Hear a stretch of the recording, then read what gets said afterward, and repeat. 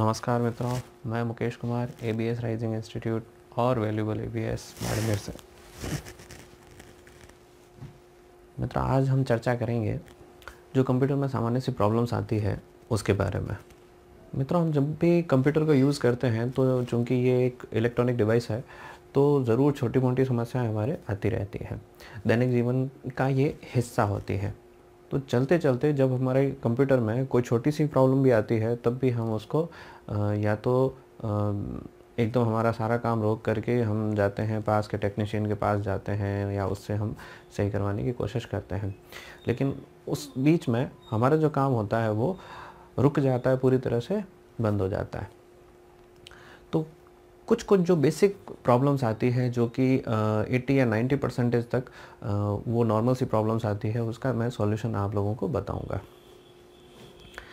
तो मित्रों, सबसे पहला जो काम है, देखिए हम बात कर रहे हैं डेस्कटॉप की। लैपटॉप की प्रॉब्लम्स हम कैसे सॉल्व करेंगे तो वो भी मैं आपको बाद में बताऊंगा। लेकिन फ़िलहाल हम जो बात कर रहे हैं वो डेस्कटॉप की कर रहे हैं। चाहे ब्रांडेड हो, चाहे असेंबल्ड हो, कोई भी डेस्कटॉप हो, आप छोटी सी ये जो सामान्य चीज़ें हैं ये आप चेक करके और अपने काम को सुचारू रूप से चला सकते हैं। देखिए, चलता चलता अगर कंप्यूटर हमारा बंद हो जाता है या ऑन ही नहीं होता है तो सबसे पहले तो हमें केबलिंग उसकी चेक करनी है। जो बाहर की केबल्स हैं, जो पावर केबल लग रही है, जो VGA केबल लग रही है, अगर आपके पास दूसरी केबल्स हैं तो आप उसको रिप्लेस करके भी चेक कर लें। नहीं तो फिर उसी केबल को आप ठीक से उसको अनप्लग करके दोबारा प्लग करके और फिर उसको चेक करें। और उससे भी पहले आप जो लाइट बोर्ड है जहाँ से इलेक्ट्रिसिटी हमें आ रही है वो बोर्ड भी आप चेक करें। वो जो पावर प्लग्स हैं उनमें आप कोई भी मोबाइल चार्जर या कुछ और प्लग करके उसको आप टेस्ट करें कि कहीं बोर्ड में तो समस्या नहीं है।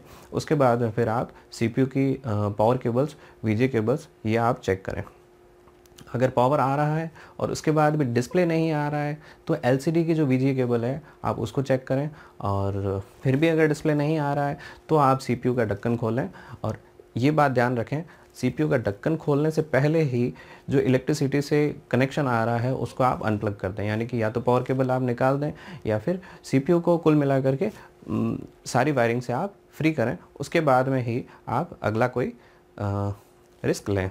देखिए, CPU का ढक्कन खोलें और ढक्कन किस साइड से खोलना है तो जहाँ पर मदरबोर्ड का हिस्सा होता है, जैसे कि जहाँ पर आपकी VGA पिन लगी हुई होती है, ठीक उसके ऑपोजिट अपने को जो ढक्कन है CPU का वो ओपन करना है। जैसे ही आप उसको ओपन करेंगे तो उसमें 2 स्लॉट दिए हुए होंगे जिसमें कि रैम लगी हुई होगी।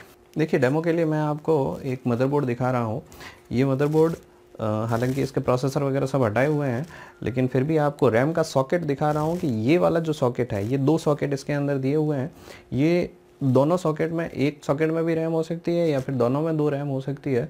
तो इसको आपको ओपन कैसे करना है, ये चीज़ें प्रैक्टिकली वैसे हम थोड़ा डीपली भी इसको एक्सप्लेन करेंगे, लेकिन नॉर्मली आपको शुरुआत में कोई प्रॉब्लम्स ना आए उसके लिए हम छोटे छोटे जो समाधान है वो बता रहे हैं आपको। देखिए, प्लास्टिक के ये जो पॉइंट्स बने हुए हैं हमें इनको थोड़ा सा बाहर की तरफ प्रेस करना है। तो देखिए, हल्का सा ये बाहर की तरफ हो जाते हैं। उसके बाद में इसके बीच की रैम हमें निकाल लेनी है। उस रैम को अच्छे से साफ़ करना है, सूखे कपड़े से साफ़ करना है, पानी बिल्कुल भी नहीं लगाना है। और उसके बाद में फिर से एज़ इट इज़ इसको इंसर्ट करके और फिर से ये प्लास्टिक के पॉइंट से इसको लॉक कर देना है ताकि रैम हिले नहीं या बाहर ना आए। तो इतना हम काम अगर कर लेंगे तो मान के चलिए 80 से 90% तक यही नॉर्मल सी प्रॉब्लम्स आती है और तभी आपको टेक्नीशियन की हेल्प लेनी पड़ती है। अगर देखिए, मोस्टली तो आपको ये रैम अगर आप साफ़ करके फिर से लगाएंगे, ठीक से उसको फिट करेंगे और केबलिंग जो है वो भी CPU फ़ैन में कहीं अड़ तो नहीं रही है, कहीं वो फ़ैन को रोक तो नहीं रही है। ये सब चीज़ें थोड़ा सा हम ध्यान से थोड़ा वापस से इसको मेंटेन कर लेंगे तो लगभग पूरे चांसेस हैं कि आपका CPU फिर से रन करे। और उसके बाद भी अगर प्रॉब्लम्स आती है तो आप नज़दीकी टेक्नीशियन के पास जाएं, क्योंकि आपके पास में अगर आप घरेलू कंप्यूटर चला रहे हैं या ऑफिशियल कंप्यूटर चला रहे हैं तो आपके पास में इतने पार्ट्स नहीं होंगे। जैसे पावर सप्लाई चेक करने के लिए दूसरी पावर सप्लाई भी लगा करके देखनी पड़ेगी, रैम चेक करने के लिए दूसरी रैम लगा के देखनी पड़ेगी। तो इस तरह की चीज़ें करनी होती है, लेकिन आपके पास में अवेलेबल इतना सारा नहीं हो पाएगा। तो इसलिए आप शुरुआती ये जो बेसिक चीज़ें हैं इतना करके उसके बाद में भी अगर आपको ज़्यादा प्रॉब्लम्स आए तो आपको टेक्नीशियन के पास जाना है। यानी कि 10 बार में से 2 बार ही आपको जाना पड़ेगा, अगर आप ये सारी प्रॉब्लम थोड़ी बहुत सॉल्व करना सीख जाते हैं तो। वीडियो देखने के लिए बहुत बहुत धन्यवाद। आगे भी हम इसी टाइप के टॉपिक्स आपसे शेयर करते रहेंगे। आपकी जितनी भी प्रॉब्लम्स हैं वो हम अपनी प्रॉब्लम मान करके और आपको बहुत एक परिवार के सदस्य की तरह हम आपको सिखाएंगे, और आपको इतना तो ट्रेन हम कर ही देंगे कि आपको हर एक छोटी से छोटी प्रॉब्लम होने पर आपको कहीं टेक्नीशियन के पास न जाना पड़े। बहुत बहुत धन्यवाद, हमारे साथ जुड़े रहिए।